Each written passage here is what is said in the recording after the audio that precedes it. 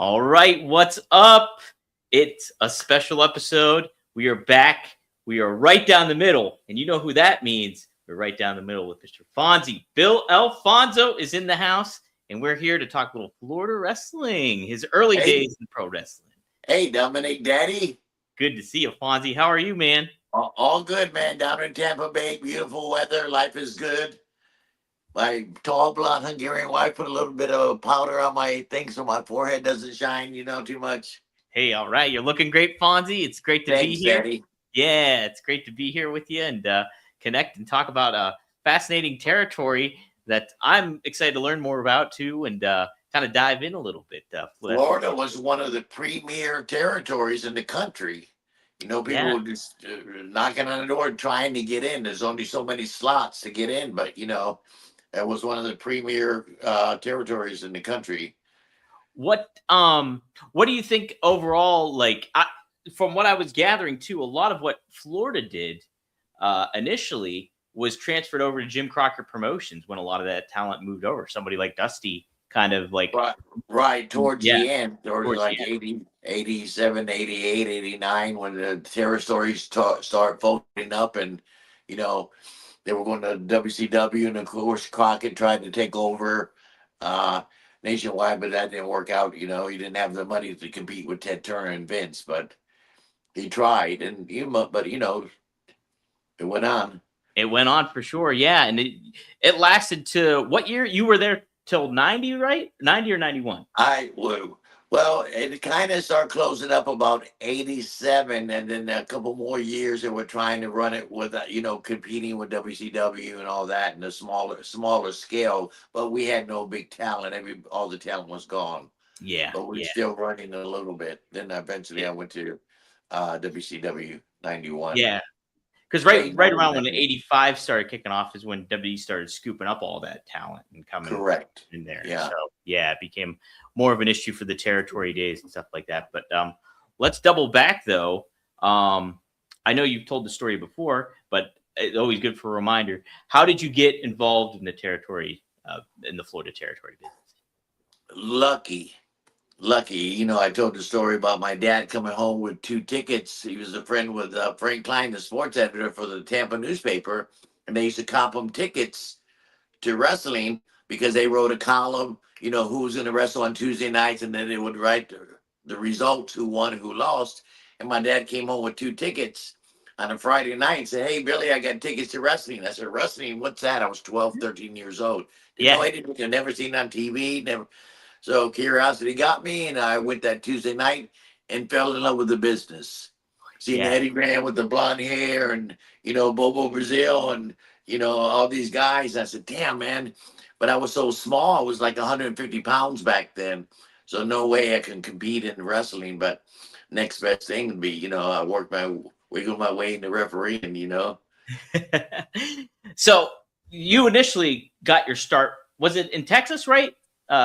The Cuban Assassin there as your brother, right? Late 79, 78, beginning of 79, I went out to Texas. One of my best friends, who we went as brothers, David Sierra, Cuban Assassin. Yep. And he wrestled in Florida quite a bit. He got booked in Texas and said, "Hey, Fonzie, come out with me, and I'll tell them you're my little brother, that you're a referee." And they had 4 territories in Texas. Joe Blanchard run Southern Texas, San Antonio, Corpus Christi, and Austin, and so on. Paul Boss, Odie ran Houston. The Von Erichs ran Dallas area and all that. And then the Funks family had Amarillo and Lubbock, and so there was actually 4 territories. Wow. So I went out there, but they had all the referees they needed. They had Bronco Lubitz, David Manning, he was a great referee. Bronco was a former wrestler, became a referee. They had all their referees. So out of the 6 months that I was in Texas with the Cuban Assassin, Dave Sierra, I worked like 6 times. Something happened to the ref, and I filled in. But so finally I told Dave, I said, "Dave, thank you so much for taking care of me and paying for my food." And I was traveling around and with them. And I said, "I got to go back to Florida. I just can't, there's no way I can get a job here. They got everybody here." So Mm-hmm. So all the boys caught wind that I was going back to Florida, moving back to Florida because there was no room in Texas for me. And Paul Jones, number one, little Paul Jones, Yeah. said, Fonzie, I heard you're leaving. He said, this is what I want you to do. He said, Gerald Briscoe is assistant booker for Dusty Rhodes in Florida Territory, Florida Championship Wrestling. When you get there, I want you to call them, tell them I sent you, and that you're referee, and if they're, have to try to get a meeting with them. And I did. Mm-hmm. And Gerald Briscoe was really cool to me because I was recommended by Paul Jones, one of the big stars back in the day. He said, unfortunately, Fonzie, we have our referees, but maybe this summer we're going to be running two towns on the weekends, and maybe we can use you. Leave your name down there with Charlie Lay, the office guy, and we'll keep you in mind if we can ever use you. I said, oh, great. So, thank you. So I went away disappointed. This was a Monday. Uh, so Tuesday morning, I get a phone call. It's Charlie Lay, the Florida office guy. He said, Gerald wants to know if you can make Tuesday night in Tampa. I said, yes, sir. What time do you want me to be there? He said, 7 o'clock. I said, okay. So I went. I walk in the dressing room. I was the first one there besides Dusty. Dusty was always early. I walk in the dressing room, just me and Dusty. He says, you a new referee? I said, yes. Yes, sir. He said, I'll get with you in a little bit. So I did well that night, Tuesday night, and they asked me if I can go to Miami the next night, Wednesday. They asked me if I can go to Jacksonville Thursday, Friday and Saturday were two spot shows, and Sunday was Orlando. So I worked all week. And at the end of the week, Jared Briscoe said, congratulations. We like your work. We want to hire you full time.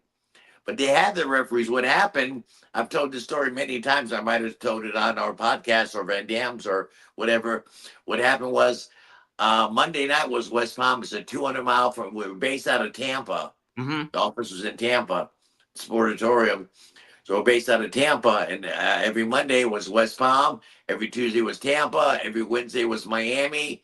Every Thursday was Jacksonville. Friday and Saturday was spot shows. And Sunday was Orlando. Repeat itself week after week, month after month, year after year. And how we draw 3,000 to 5,000 people every building we were at, consistently for 50 weeks a year. It was crazy. Yeah. Yeah. So one of the referees was going to West Palm Beach, his 200-mile trip, and halfway to West Palm, in the middle of nowhere, he has the flat tire. He's got the three main events in the car. I've told this story, you might have heard it. Got the three main events in the car. He had a flat tire, no problem. He just changed the tire. He didn't have a spare, no spare tire. They missed the show at a sold-out West Palm Beach auditorium. They missed the show, and Dusty fired the guy that night. Wow. Dusty fired him and hired me, and so now I've been in the business 40-something years because of being in the right place at the right time. Plus, you got to have some talent. I was kind of talented and in my own way, and plus, then I started learning the business. What I was was refereeing for you? Was that what I was listening to an interview with Bruce Owens, and he Yeah, happened to Bruce talk is a about. good friend of mine. I see him Yeah. all the time for CCW, Oh, who do you? runs. Yeah, he referees for CCW, the company I work for. They ran 100 shows last year. Geared up to, and they only run Florida. They run a show now and then in Nashville. Mm-hmm. They're going to be out in Vegas too. They're doing a show in Vegas for Yes, they are. WrestleMania. Mm-hmm. There might be a little something happening with that, Fonzie, by the way. I'll tell you off air. Okay. Yeah. Okay. I'm not sure if I'm going. I haven't got a sponsor yet. Oh, So okay. usually the last four WrestleManias, I've been at all four WrestleManias and did the WrestleCon.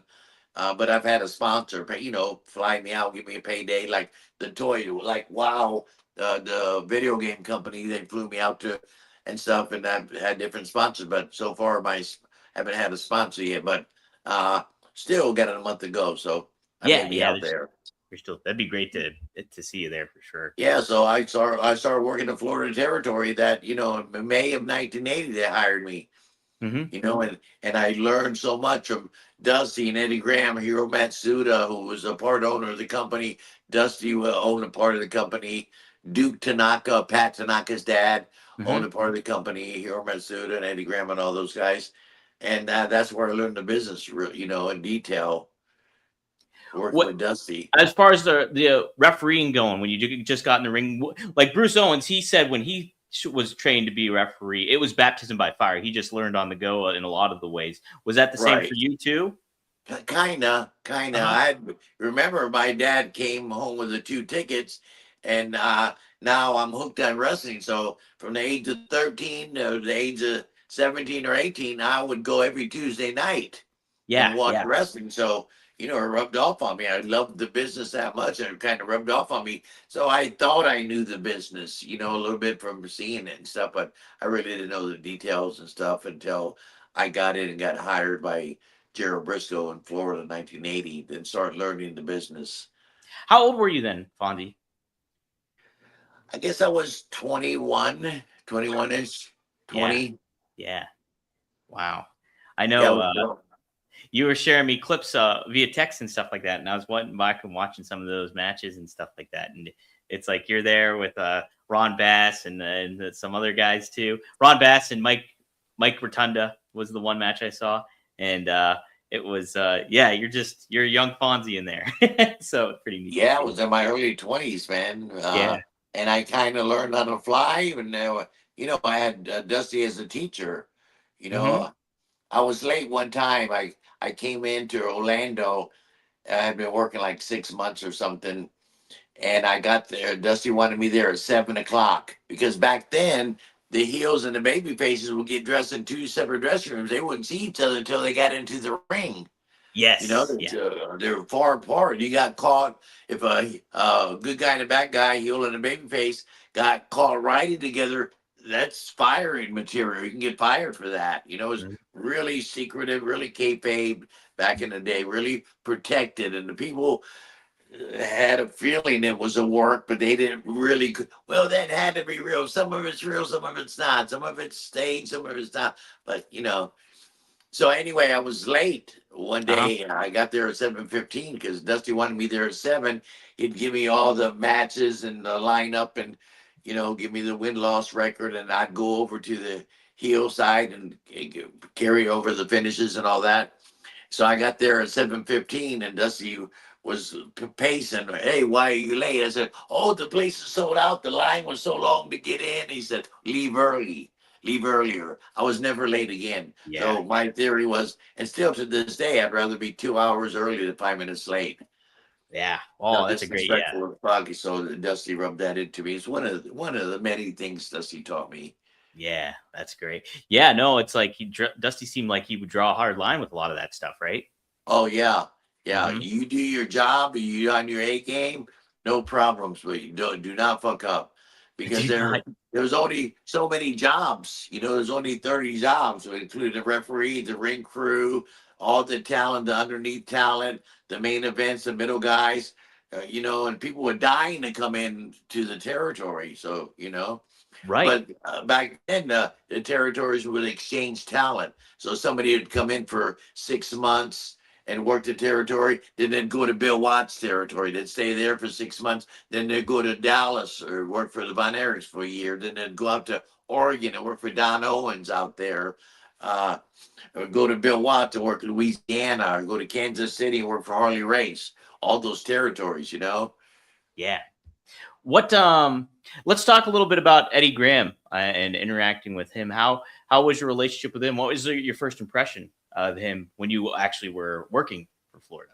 Well, Eddie was semi-retired. Well, he was actually retired, and Dusty was running the whole crew. Plus, He was running Eddie the had whole thing at that point, yeah, Dusty? plus Mike Graham and Hero Matsu. They were really involved. Uh, but I'd see Eddie had always come to the Tampa shows. We were based out of Tampa. Eddie lived in Tampa, so he'd always come to the Armory, and I got to meet him and hang out with him. But he was basically out of the business. I'd say 80%. But. Hmm. Uh, and plus I was a new guy, and it took him a while for me to rub off on him. Hmm. I was a new kid, a young kid, so who the fuck is Bill Alfonso? And I had to earn my way. Once he seen me carrying all the finishes and remembering all this stuff and helping out with the finishes and putting together shows and helping Dusty. then Eddie Graham warmed up to me, Yeah. and took me aside and said, "Fine, yo, you're doing a great job. Just remember this and that, and kayfabe." And yeah, he was a really cool guy. Really cool guy. I was so fortunate to meet a lot of guys like that that were at the tail end of the careers. When I came in, guys like Bobo Brazil Yeah. was finishing up his 30-year career. He only had like a year or two left. He's just finishing up. He was already 40 something years old, late 40s or whatever, just making the rounds. Uh, and guys like that, and Ernie Ladd, and guys that were just finishing up their career. So Mil Mascaras, I got to meet all these guys. I got to work with them. Yeah. They were finishing up their career. So, and then it was the next generation. It was Dusty and those guys, and then it was the Barry Windhams, and every uh, what am I look the word for um All the guys, the up and comers at that point, like Barry Windham's kind of getting his start earlier in Florida and stuff like right. that. So you had the generations. It was Yeah, the generational kind of. Bobo Brazil's generation. Then it was Dusty, and then it was the Wyndhams, and then it went on and on. But so I got Yeah. to work with all those guys. Uh, like here's a great picture. This was a TV match. You probably never heard of this guy, but it was Mexican, great worker, Raul Mata, and there's Oh, Barry Windham and Ric Flair, and that's probably early '80s. If you can wow. see without the light shining on it, Yeah, no, it's clear. So, okay, yeah, I see Wyndham, and then yes, the wrestler you're talking about, and then Flair too. yeah, Wow. Raul Mata right there, and Yeah, yeah. Boy, that's a great uh, shot right there.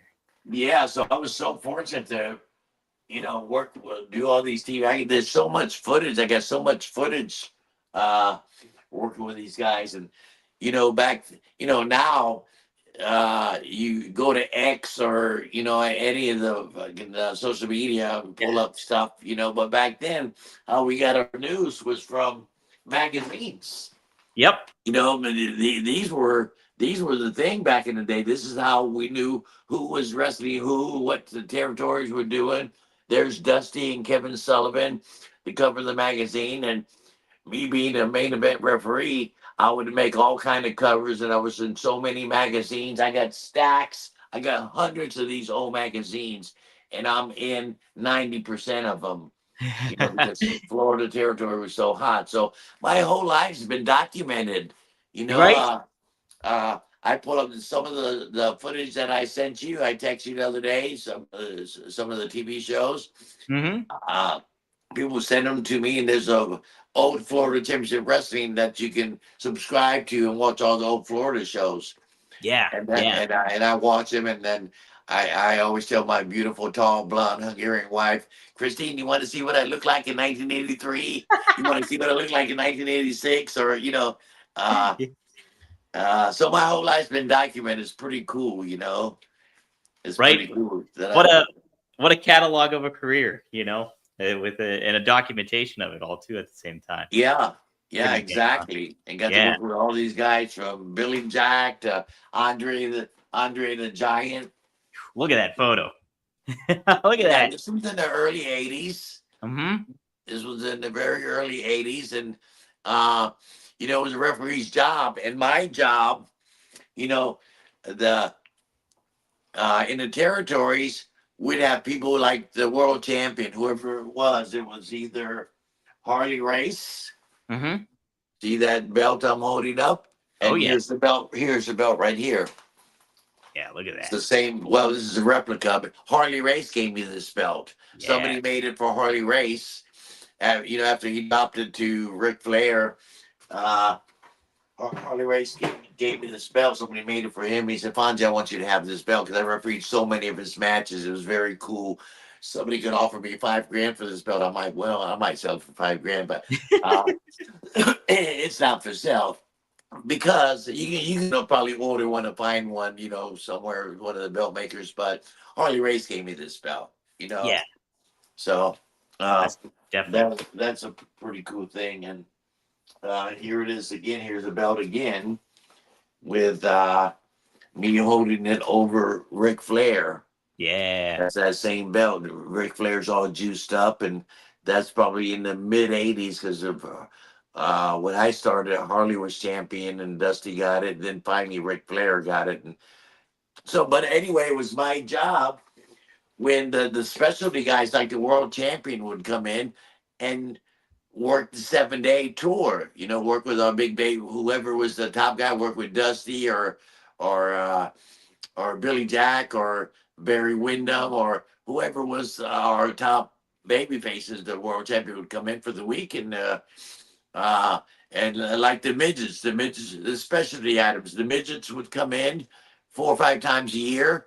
They'd come in and work the territory 7 days, and it would be Fonzie's job to take care of like whoever came in, like the specialty items, like Abdullah the Butcher, Yeah. come in and work the 7 days and go to the next territory, uh, Fabulous Moolah and those guys would come in. The girls would come in for the week, work the territory 3 or 4 times a year. They'd come in, specialty items, and again, like Andre the Giant would come in, and be my job to pick up Andre and make sure he's, take him to the hotel, pick him up, take him to West Palm, bring him home, take him to Miami, bring him home, take him to Jacksonville, bring him back, and then he would go to the next territory.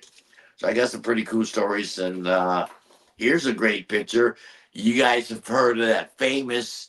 Well, I got the shirt on. The Bruiser Brody. Yeah. Heck I yeah. got the famous Oh, cage match. look at that right there. The, That's the great. famous cage match with Bruiser Brody and Lex Luger, where Lex Luger freaked out and you know, Hmm. uh, and then left during the match. But uh, people ask me about that all the time, which is pretty cool. Yeah, that's really cool. That's really cool. Yeah, that was in Fort Lauderdale at the War Memorial. I'd say in the mid '80s. I don't know, '86 or something. And Lex Luger was green as grass. Yeah.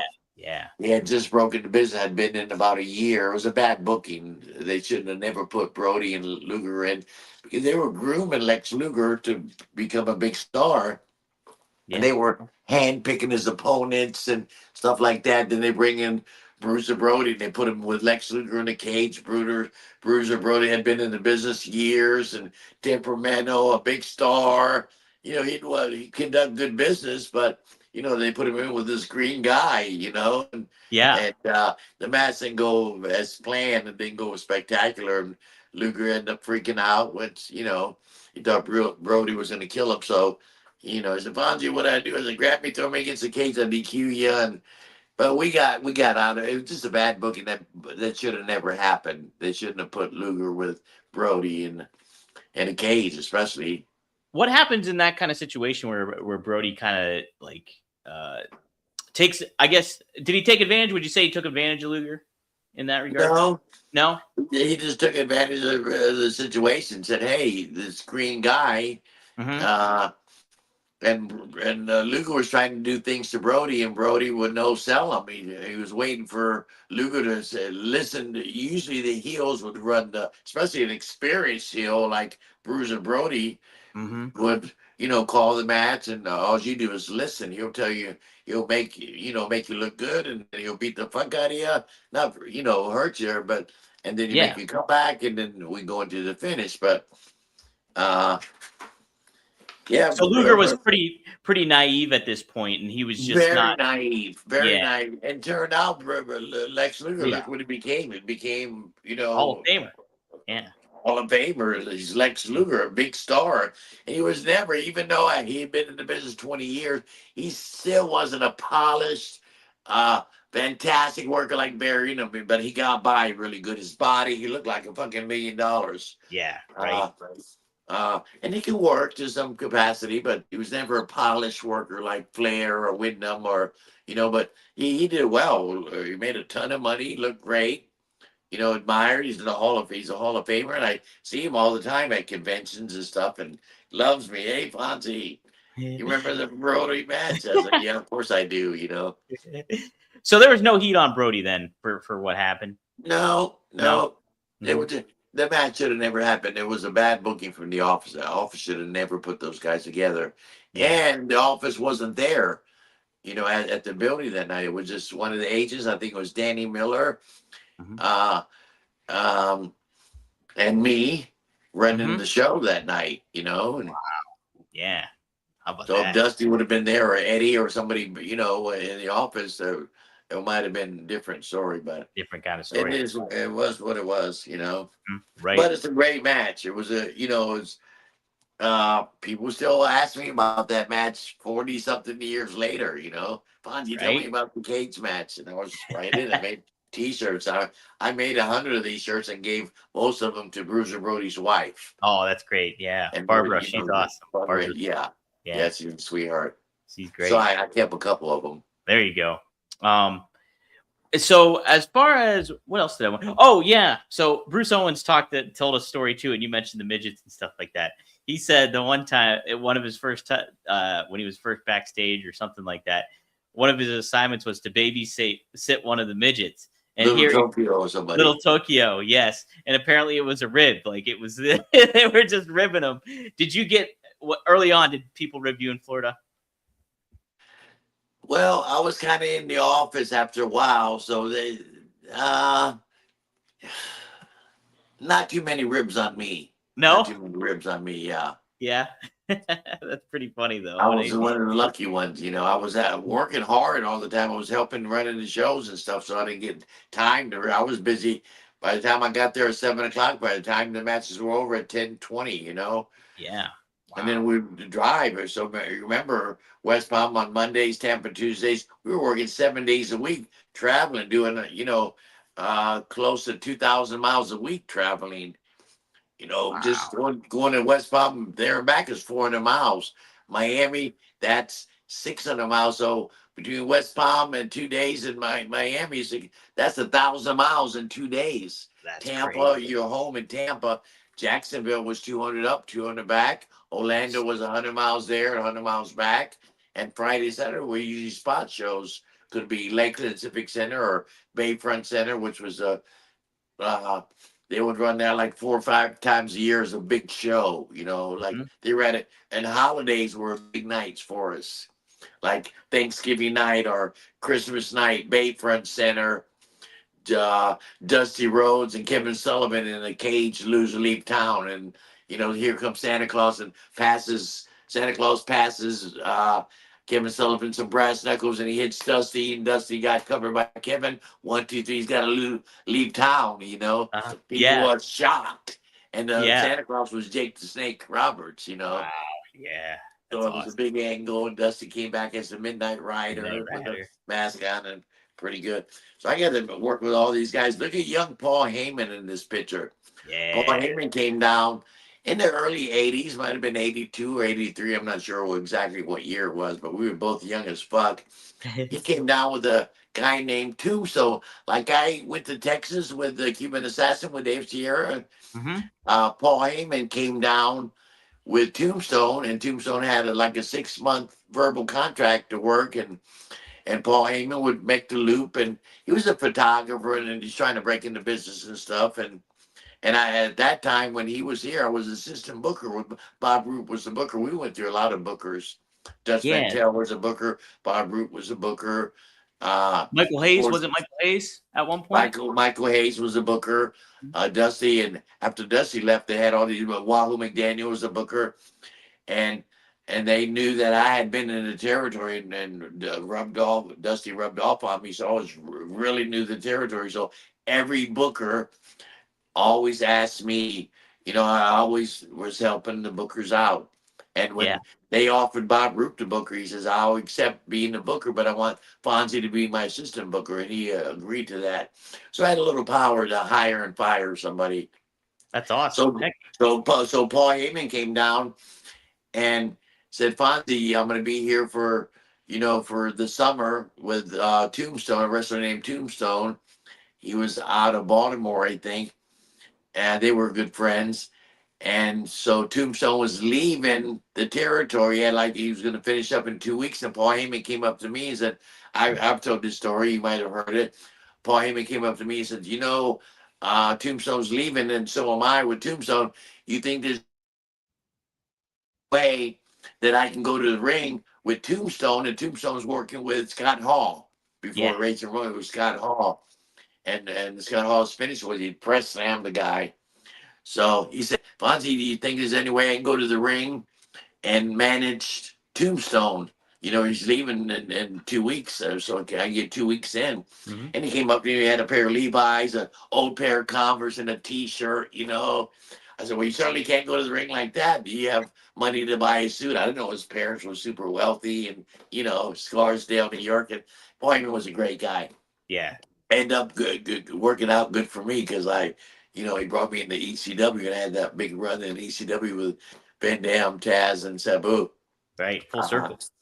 Yeah, full circle. So I said yes. So he went out and got a suit. He looked great. And he walked to the ring. I don't know if he had his phone back then or not.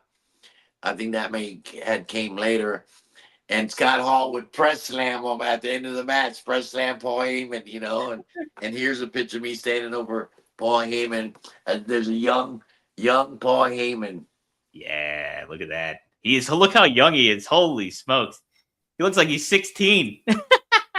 Yeah, but he's in his early 20s. Wow. I couldn't have been much older than 23, 24 back then. Wow. But yeah.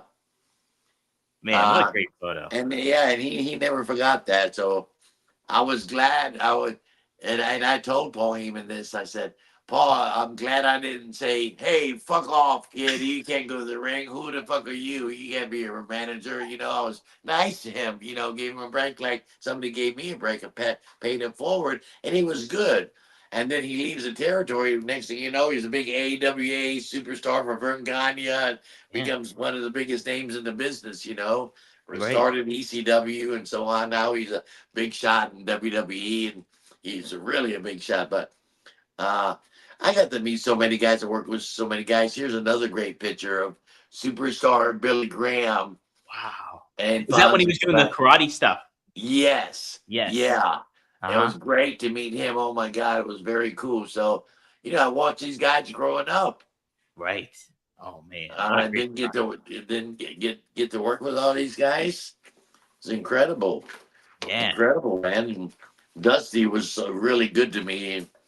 I don't know if you can see that, but it's Dusty selling, and it's not a really clear picture. It's a copy of a copy, but looks good though. me. Yeah. Dusty liked me, trained me. That's a great shot too. I love that photo. I use that for the image today. I'm sorry, the lighting in here is not too good. That's I gotta right. work on that. I gotta work on that. Yeah, no, that's good. Yeah, it looks great, Fonzie. Heck yeah. Also, what I wanted to bring up too, I did want to touch upon Eddie Graham just a touch more. When he passed away, it was Super Bowl 85 when he left. Yeah, Super Bowl Sunday, committed suicide, shot himself. Right. Yeah, shocked. Everybody, okay. What the fuck? Eddie Graham shot himself? What? Wow. So it was you didn't expect that to happen or anything? No, not at all. Wow. Not at all. And I don't know if he was drinking back then. I think he had quit drinking and all that. And I guess he just had stress, mental stress. Why do people do that? Dominic, I can't figure it out. Why, there's always tomorrow. Yeah. I've never, I've had some hard times here and there in my life. I'm 68. Of course, I've, lost family, man, sad and shit, but I never thought of suicide. I said, fuck, tomorrow's another day. Right. Shake it off. But who knows? It shocked the wrestling world and shocked the guys here, shocked me. Right. I was devastated. Dusty was really, really close with them, right? So it was just. Yes. Yeah. Mm-hmm. Yeah. Do you remember how Dusty was after that all happened? Well, because Dusty left, though, at that point. He was gone, right? Or was he still with the territory? I think he was gone at that time, but he'd come in and out. Sure. Just because he gone, he was running the Mid-Atlantic, the Crockett's, Yeah. Mm-hmm. He was the boss there, but still, he would come in and make, he would come in like periodically and do the loop, you know what I mean? Fight Flair or whatever and sell out and then go back. And, Dusty was touring the United States and going to Japan and all over. But, we'd make time for the Florida territory just because he was gone and book her somewhere else. But, he was like Andre would come in for the 7 days.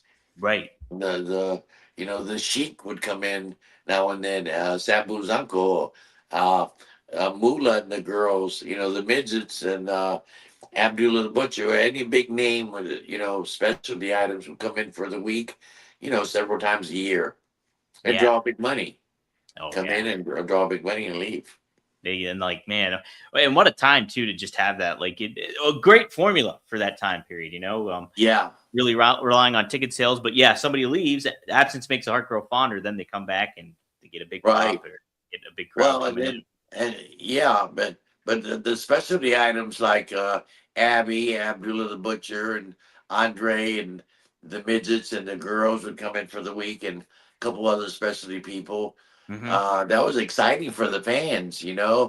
Gordon Soley, well, I think it was one of the greatest. Him and Joey Styles are my two favorite guys. There was plenty of great ringing out, Jim Ross and all that, but Gordon Soley, Joey Styles, I think were my two favorites.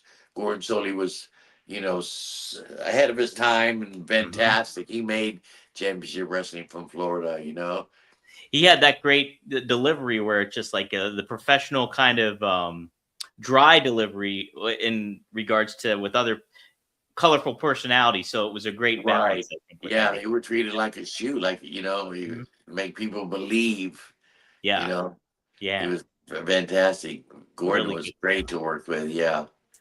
When Hiro Matsuda kind of took over a little bit after Eddie passed, how was that like? How was Hiro Matsuda for as like Hero liked me a lot. He got me. That's how I got my job in WCW because of Matsuda. Mhm. 'Cause I had worked here for 7 or 8 years, working every night with these guys, and went through all the bookers, and Hiro Matsuda seen me grow into the business, became a backstage agent and a booker, assistant booker, and so on. I was in the office and really performed well at my job as refereeing, and much more than refereeing. uh Hiro Matsuda loved me for after a while. The first year or two, he didn't give me the time of day because I was green, Yeah. but after after I learned the business, and he started respecting me, because the Japanese are really funny about the business. Japanese are totally different than Yeah. the guys. But he accepted me finally. He liked me. He got me booked in. It was very instrumental in getting my job in WCW. Wow. So yeah, and that's it. How crazy is that too? You connect Paul Heyman down in Florida first. He gets you a job with ECW. The Florida Championship days help you with connect with Hiro Matsuda. He gets you a Yes, job in WCW. It's like absolutely, absolutely. that's how it Yeah, happens, right? Paul Heyman had this spot in my mind because I just left WWF in '94 or whatever, and Paul Heyman said, "Damn, I got this idea. I want to bring Fonzie into from uh, WWF. He just did WrestleMania 9, and I'm going to bring him in and as anti ECW for 4 weeks. And Vince wants a doctor, his wife, and the two kids at ringside. WCW was 70% male from the age of 18 to 30 years old, hardcore tables and violence and shit. So he thought it'd be great for me to come in and be anti ECW, to try to make it like WWF, sports Right. entertainment. And the people hated me. People hated me. And then I was supposed to come in for 4 weeks only, get choke slammed by 911, and that was out. But my Yeah. character got over. People hated me so much. He put me with Taz, and then extended me. And of course, he put me with Van Dam and Sabu. That I really had that long run and managed my two guys, of course, who I love. Yes. Look at that. Heck yeah. What a Yeah, great some photo. picture, yeah. And we had this belt. Van Dam had the TV belt for 2 years. I managed Yeah. Van Dam. Well, we're talking about Florida, but thanks to Paul Heyman, and that it was a spinoff of Florida. Yeah. Hmm. When I was good to Paul Heyman, and he thought I could do the job, and I'd been around the world, been to Japan many times, and worked for all the big companies. He thought it would be a good fit, and it was a good fit. I ended up staying in ECW for five years, I think. Wow. Yeah, that's crazy. That's really Yeah, I had cool. a great spot there. So I was the same interview that Bruce Owens was a part of. what's his name? Howard Baum was the other guy that was in part of that interview process, and he was Howard Brody. Howard Baum. I think he was like a photographer in the Florida area. He would take pictures. Oh yeah. Okay, Yeah. no, there was a few great photographers. Bill, another guy named Bill, was always in Orlando. Yeah, Oh, okay. yeah. Yeah. Bill After used to come down all the time. Bill After too. Yeah. That's why we got all these magazines. I literally got hundreds of these magazines. Yeah. Look at that. And I'm in 90%, 70 or 80% of them. Right. And on the covers and stuff. So that was pretty cool.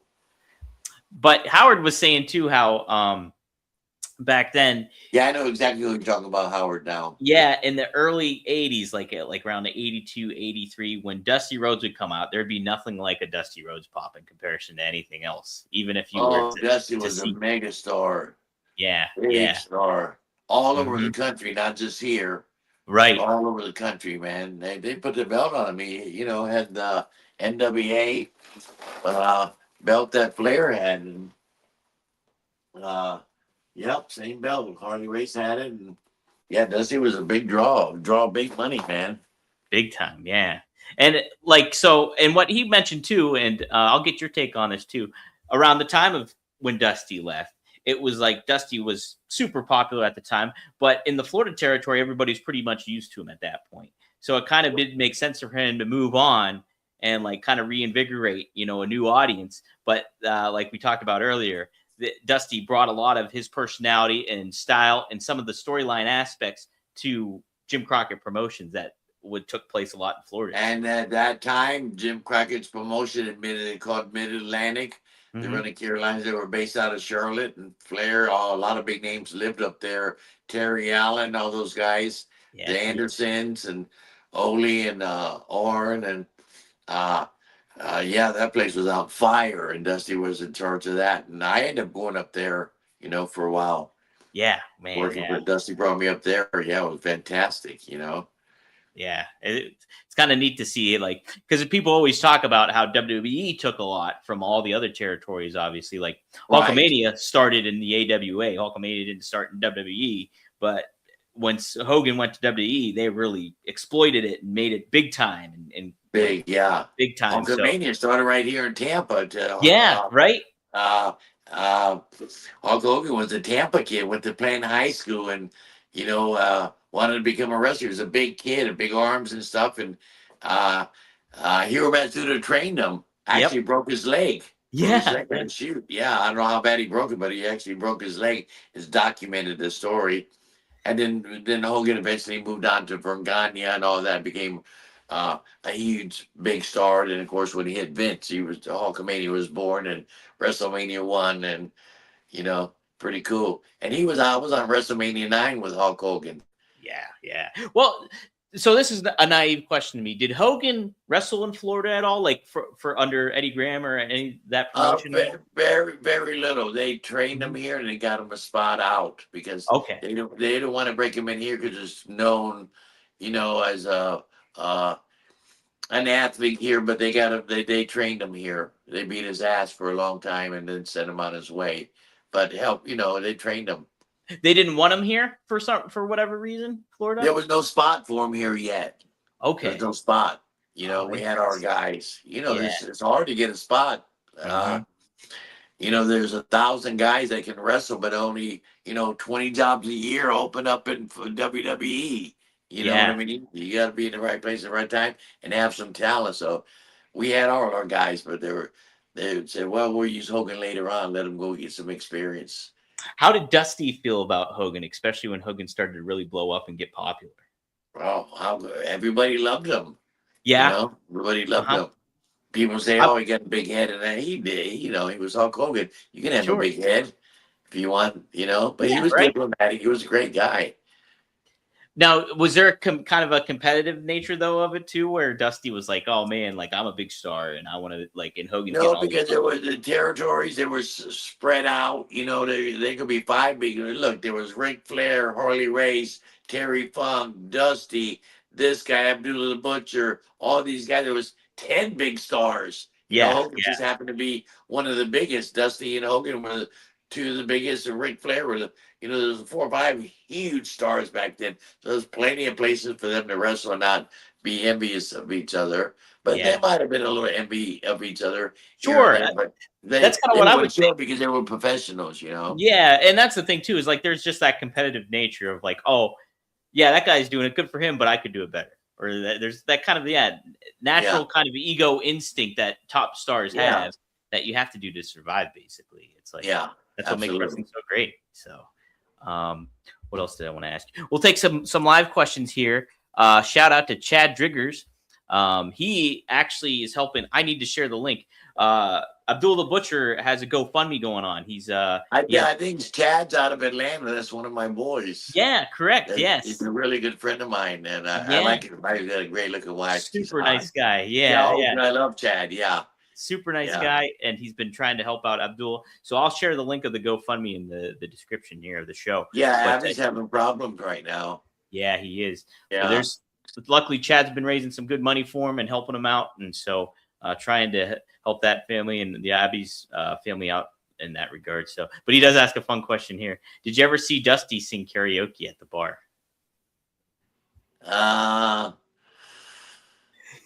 You know what? There was a bar in Tampa called Uh-huh. the Imperial Room. It was like a Yeah. country bar. It was a country bar, famous, huge, big bar. They had a band there all the time, and we used to go up there on Tuesday nights.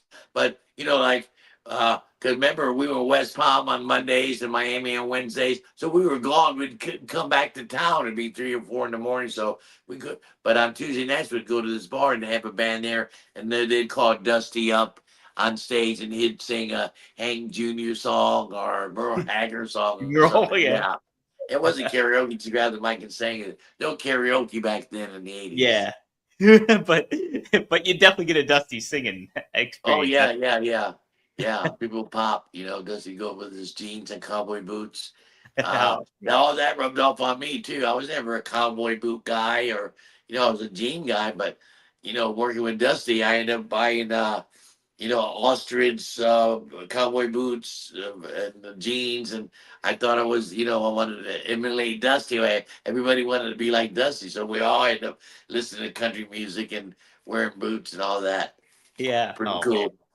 Dusty, what a guy, Dusty. I got a Chad, short Dusty story for you. So yes. remember I told you about Wednesday, Miami. So we're Mhm. based out of Tampa. On Wednesday morning, we would tape 2 hours of Florida Championship Wrestling every Wednesday. The show would show. Yeah. And then it would go to Miami. So we would, get to the state, get to the Sportatorium at 10 a.m., shoot 2 hours of TV, two different shows, and then air them on Saturday nights and stuff. And then it would drive down to Miami that night. So Mhm. that was a hell of a long day. And the main event guys, Dusty and all them would fly, but all the mid card, underneath referees and all the middle guys would drive. Mhm. Do 2 hours of TV, leave there about 1 o'clock, drive down to Miami.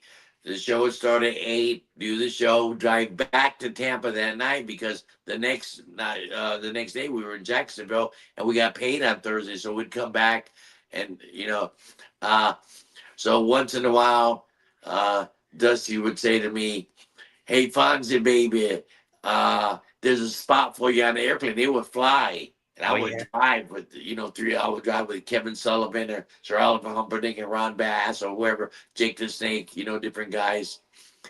So Dusty, there was a spot for me on the airplane, which is, that happened once in a while. I was Mhm. very fortunate.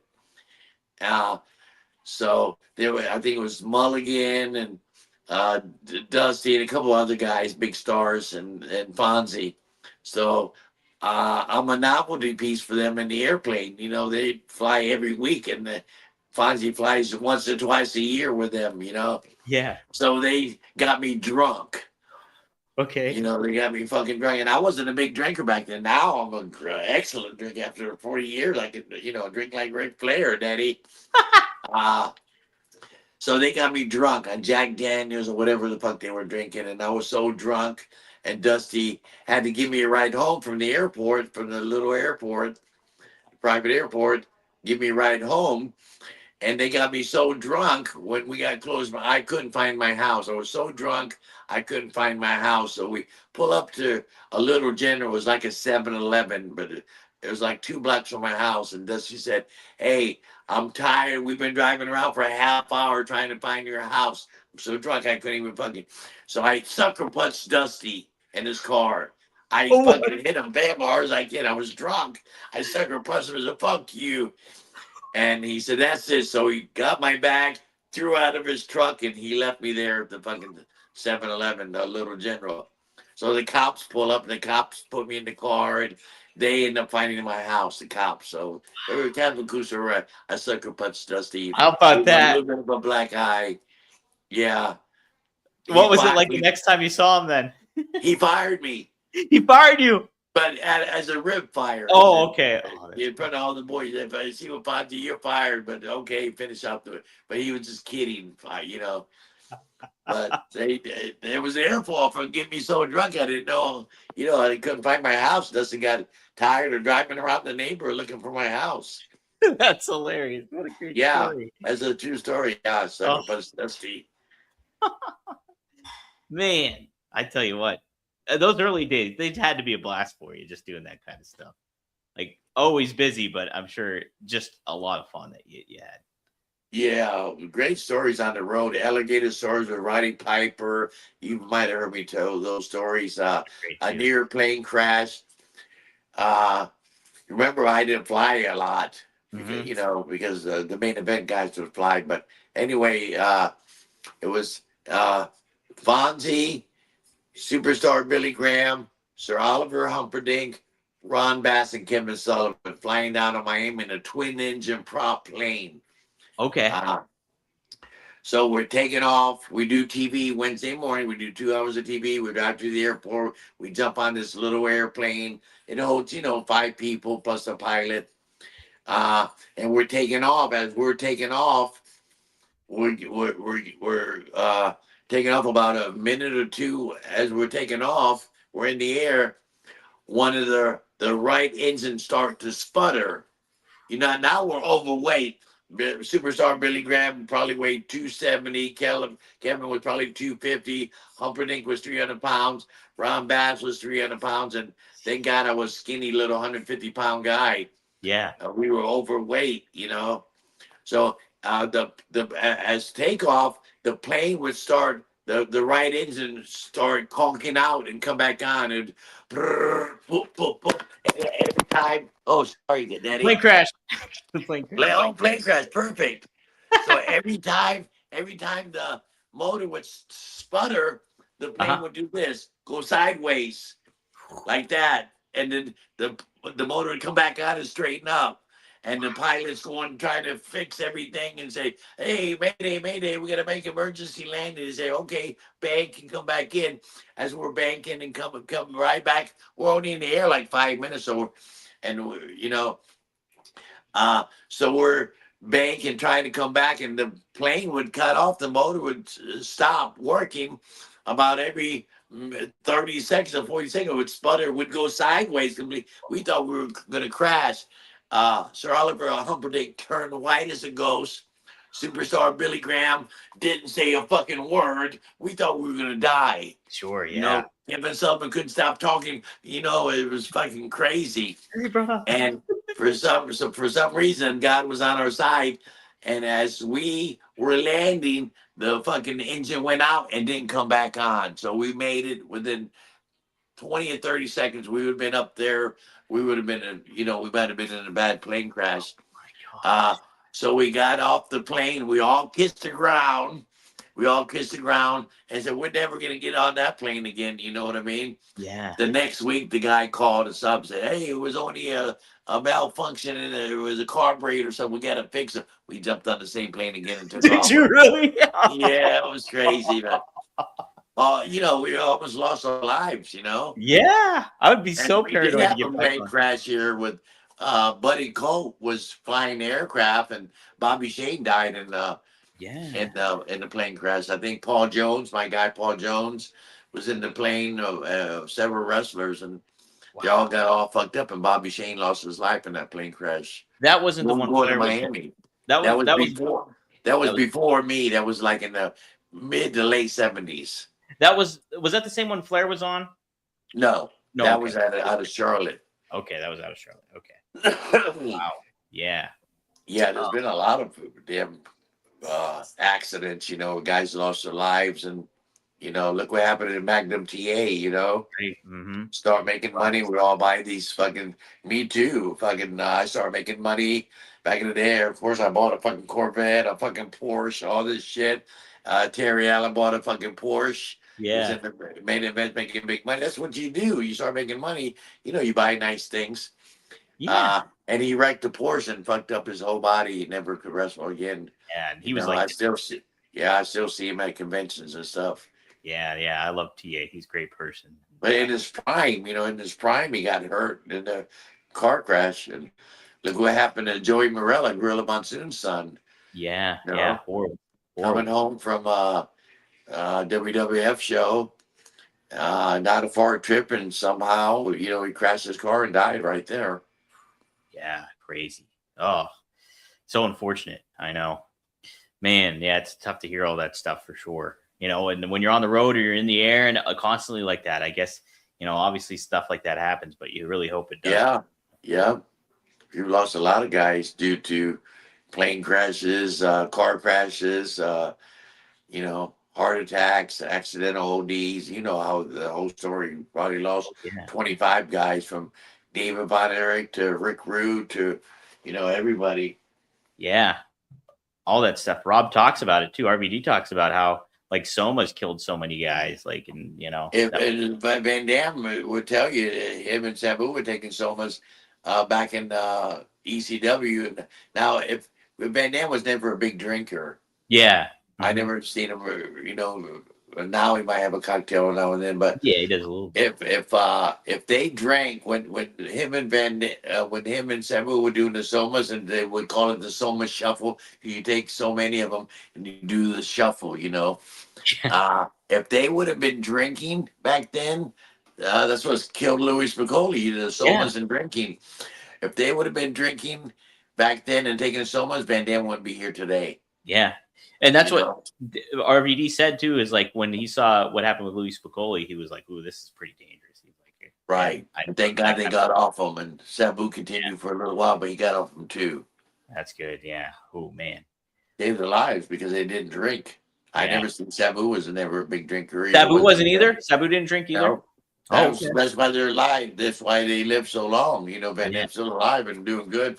Heard Van Dam hurt his ankle or broke both of his ankles or his heels. Yes, he did. But last year he did. And he's been out for a year. And now he finally wrestled again in Australia. He was just in Australia and he had his first match back. And did he re-hurt his heels again? No, he's good. Yeah. Okay. Because he just wrestled again. Over the weekend in Australia. And so we just recorded on Monday. And he talked about, and he's fine. His heels are fine. Oh yeah, he was fine. He said he felt good, and but he broke his heels like last year around this time. Okay, somebody told me I heard Van Dam broke hurt his heels real bad. I said, damn it, because I knew he did it last year, but okay, so he didn't. Unless it happened in like the past yesterday, then no. No, it was I think overseas. Okay, yeah. They thought he got hurt. But no, he said he was good and he felt great. Good. So good, RVD Daddy. Got twins you got to take care of, brother. I know, right? He does. He's got Katie popped up on the show yesterday or on Monday when we were recording too, and she had Karma with her. She didn't show her on camera, but you could hear her crying right there and stuff like that. Wow. Yep. Wow. So I can't they're wait. They're both really excited. I know. We two kids. I know. We got a couple of chats here, and then we'll close it on out. Fonzie, okay. Part 2 next time then. Boss Brad. I can talk about Florida Championship Wrestling forever. Remember, I was there, for a long time. Yeah. We ran the Bahamas and all these different towns. I got great stories about, all these towns that we ran. I got a story for every town. So see, that'd be let's do part 2. So what question do you got? Okay, so for one of the questions here is Boss Brat asks, "Hey guys, can either of you do a Dusty impression? And who did the best one in the wrestling world? Who did the best? Damn, everybody imitated Dusty Rhodes, Everybody did. baby. Yeah. Well, Kevin Sullivan there was a wrestler, his name was Mike Davis. I Okay, think he I've was heard of him before. yeah, back in the 80s. And Kevin used him in his cult. Kevin had that devil cult with, Yeah, the Lock and uh, Nancy and all the Purple Haze from Mark Lewin. And he had Mike Davis, impersonate Dusty, and he wrestled as Dusty. wow. It was great, but everybody does Dusty, baby. Hey, Fonzie, baby, don't be late this time. You know what I'm saying?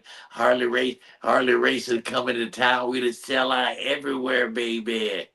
You know, yeah, everybody does a great impression of Oh, Dusty. yours might be one of my favorite Fonzie. I think that's the first time I heard you do. Oh, I'm okay, but there's many. There's some good ones.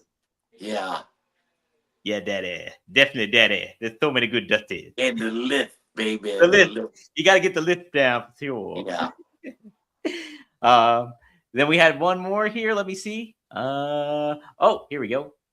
Big Timers Club. Fonzie, have you ever been paid by fans just to hang out for a day and relax and just chat it up? Have you heard of other wrestlers doing something like that? Well, getting booked as yeah, I just did. I just went to New York 2 weeks ago. Mm-hmm. Some fan, this guy that turned 40 years old, and his wish was to have Fonzie at his birthday party. So Wow. his dad got a hold of me through social media. I'm Uh-huh. easy to get a hold of if anybody wants to book me and stuff. I work every weekend, so I work every weekend. It's crazy. That's It's great. crazy. I'm still relevant for some reason today. Oh, I know. Uh, I'm working the next 2 months. I'm booked every weekend. It's crazy. Heck yeah. So this guy flew me into LaGuardia. A limousine picked me up, took me to the birthday party, spent all day at the birthday party, and flew me home the same night. Wow. What a The what a guy deal. and all the people. And he paid me really well. Gave me a handsome a talent fee. Yeah, Uh, and of all the people, he wanted me. that's He awesome. could have got any retired guy or any active guy. Everybody's got a price. Yeah, right? But Mm. you could call Van Dam. Van Dam wants 20 grand though to go to your birthday party, and he Yeah, gets right. it. And he gets it. Van Dam's worth the 20 He's grand. definitely He's the worth whole it. fucking show, Daddy. That's right. That's right. He earned that price tag for sure. Yeah, Yeah, I wish. right. How about it? Oh wow, look at this. Eros Mall is listening from Italy at 1 a.m. Great to hear this. That's awesome. That's so cool. We're reaching out to people From Italy. from That Italy. might be a friend of mine. Oh, What's his really? name? Eros Mall? I think so. We became friends on social media, and I sent him a package. I sent him one of the ECW jackets. Can you see the jackets back there? Oh yeah, I can see him. Yeah, they look great. I sent him an ECW jacket and a bunch of pictures, and oh, he loves me. Yeah, Wow, that's yeah, crazy. That's awesome. great, Italy. Say hello to Italy, Yeah. my friends in Italy. Yeah, Buongiorno. I was just there, but yeah, I was just there last year. I was trying to meet up with him, but we couldn't. I wasn't close to him. But my tall, blonde, beautiful Hungarian wife, her and I went on vacation with the Italy and about 3 or 4 different countries. It was pretty cool on tour. It was fun. Yeah, that's great. Heck yeah. Yeah. A shout out to Italy. I'm rooting for Italy in the World Baseball Classic right now. So Oh yeah, coming up, yeah, Daddy. they're coming on up. So good Yeah, stuff. the U.S. is doing quite well. They are, but they lost to Italy yesterday, and so they have. I think Italy's playing Mexico right now, and if Italy wins, United States does move on. But if Italy loses, United States is out. You're talking about baseball? Baseball, yeah. Yeah. Mm-hmm. Wow. So how about that, huh? Wow. Yeah, yeah. Well, congratulations, Italy. Yeah, congrats. I'm really happy. Not easy to be, on top in the Olympics. Yeah, no, right? Definitely not. Especially with all these You other gotta be on your countries. A game. Yeah, and I want to say hello to everybody who listens to my podcast and the thousands of people that are going to listen to it later. I got some cool friends. Of course, my boy Bubba, who lives right here in Brooksville. I see him all the time. He's a big ECW guy, and he loves the business. And in fact, he's head of security for CCW. He's pretty cool. Nice. Uh, so yeah, I'm blessed to be here with you, Dominic, and get to do these podcasts. It's pretty cool. It's so fun. It's a great time, and it's good to catch up and cover not only ECW, but we cover all of Fonzie's career, including Florida tonight. So we'll get part 2 next time we record, which will probably be in a couple weeks. So Yeah, we haven't said anything about Wahoo McDaniel right there. He's in there with Kevin Sullivan. I got Wahoo's head cut off, but I worked with Wahoo quite a bit. He was booker here. I was helping Wahoo out. He was a great guy. We haven't talked about Big John Studd being here or the Zambu Express, Bad Leroy Brown and Ray Candy and so many other talents here. Scott McGee. There's hundreds of guys that I can talk about that he came in and out of Florida. Barely scratching the surface then. We got plenty of room to cover. Great stories about Fabulous Moolah when she was finishing up her career, but she was the booker for the girls back in the day. She lived in the Carolinas, and all the girls lived in a big compound at Moolah's place. She had a big compound, and all the girls, she trained them. And when he wanted 4 girls to come in and do the tag matches, there was Moolah's people. So I got good stories about Moolah, Roddy Piper, the Alligators, Muda, the great Muda. Yeah.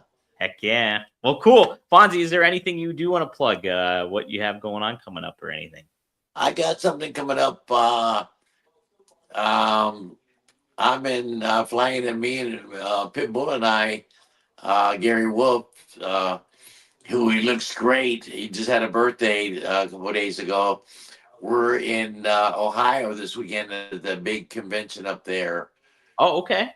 I forget the name of the town, but we're up there. I got a big thing coming up on the 22nd, MegaCon in Orlando, Florida, on the 22nd from, I think from 11 to 2. Myself, Jim Molyneux, and a bunch of big superstar wrestlers going to be there. It's a MegaCon. It's not a WrestleCon, but they got a wrestling section. So there's going to be a lot of big names there, and I'm on that one.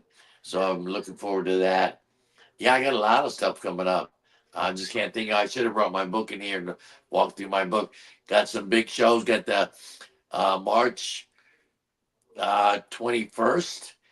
In Port St. Lucie. It's CCW's anniversary show. Ooh. And we just had the Bill Alfonso hardcore tournament, which was fabulous. A big business. And, Alex Ocean won the belt, and he's going to be defending. He's a great guy. He's really hardcore. So doing really good. That's awesome. CCW's got, I think they did 198 or 99 shows last year. They're geared up to do 110 this year. That's all awesome. In Florida. Yeah, wow. All the time. and if I'm not somewhere else, sometimes I'm booked out somewhere else. But I usually do, 70% of their shows. Well, a big part of that, I'm a commentator now, and I manage the Brazilian Giant, Ariel Levitt, to the top stars. Yeah. So I'm right in there, man. I'm working all the time. So a shout out to CCW. Fonzie staying busy. Always staying busy, Daddy. He's making the book, making the dates. Unfortunately, yeah. I'm relevant for some reason. People like me. People like you. That's a big part of the business. Yes, Daddy. You're dependable. You show up 2 hours early rather than 5 minutes late. And that's the name. Right, Daddy. Yeah. I'm looking forward to our next pay-per-view. We still continue the Florida territory. Yes, 100% we will. We'll cover a lot of those names that you mentioned and some other ones too. I'm excited. Mike Rotundo, all these guys. Yeah, heck yeah. All right. Well, cool. Yes, if you're liking what you're seeing, be sure to like and hit subscribe, rvdtv.com, or if you're tuning in live on studio1sports.com, hit like and subscribe there as well. You get different content on both those channels, but you get Fonzie on both those channels as well. So yeah, you can find me on social media. You can message me. I'm on all those social media. Maybe I get some really cool freaking ECW merchandise. Hit them up. I got with my crew whistles, which last year I bought 1,000 of them, and I sold several hundred of them and gave a couple hundred away. I got action figures, Fonzie action Yeah, figures that are check that real pretty fucking cool, Daddy. pretty Venture good. champions. So I got some cool stuff, but what people really like are the ECW jackets. You Yeah, they're know, great, high quality stuff. Fonzie oh has some yeah, yeah. detail. Yeah, for Yeah, sure. like this one back here has got RBD Sabu Fonzie Hardcore Legends Tour and the big ECW logo on it and stuff. Pretty cool stuff. So There you go. anybody interested, uh, just hit me up, Daddy. I'll ship them right out to you. Make it Or see happen. me at the WrestleCons or any of the shows that I do. I'm in Cleveland on March 20th. I'm in Cleveland for AIW. John Thorne's got a big show. I haven't been up there in, over about a month and a half. But they got a big show and I'm on that. Cleveland AIW March 20th. Looking March forward to 20th. coming up. Keep your eyes peeled for that too. And yeah, hit Fonzie up on social media. You can catch him on X at Alfonso Bill. So follow him at Alfonso Bill on X. Very easy to find, Daddy. Yes. And then Instagram, you can follow him at Bill Fonzie Alfonso. All one big word there. So check Got it a out. big Facebook following. I'm doing good. I'm loving my position in life. Well, you're doing great, Fonzie. And it's I always got a great. tall, beautiful, blonde Hungarian wife. You can't ask for anything better, Right. right? So, and it's always great to do it, connect here up with you and learn about the Florida territory. I'm having a blast, man. This is great. So, Thanks, Dominic. thank you, guys. Okay, Yeah, thank we're you. gonna wind this up. Yep, we're closing it up right now. So, Oh, okay. So, yep. as my good friend Gordon Soley would say, this is Bill Fonzie Alfonso saying so long for the Sunshine State. Yeah.